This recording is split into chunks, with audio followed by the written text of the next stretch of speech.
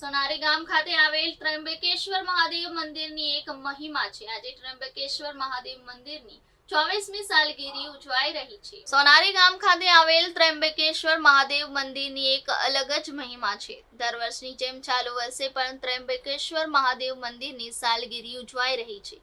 આ 24મી સાલગીરી નિમિત્તે વિવિધ કાર્યક્રમો યોજવામાં આવી રહ્યા છે। ત્રંબકેશ્વર મહાદેવ મંદિરની 24મી સાલગીરી નિમિત્તે મંદિરને રંગબેરંગી લાઇટો અને અવનવા ફૂલોથી શણગારવામાં આવી છે।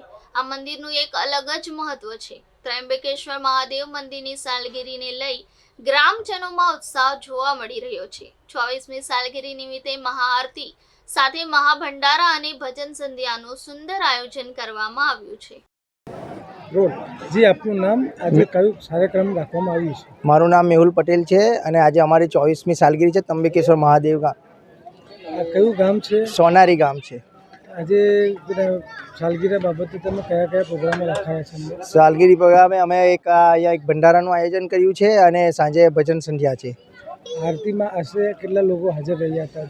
આરતીમાં આજે લગભગ કરીને 500-600 લોકો હાજર રહ્યા હતા। આ કેટલા વર્ષોથી આ પ્રથા ચાલુ છે? આ પ્રથા અમારી 24મી સાલગીરી છે। આજે 24 વર્ષ પૂરા થયા છે।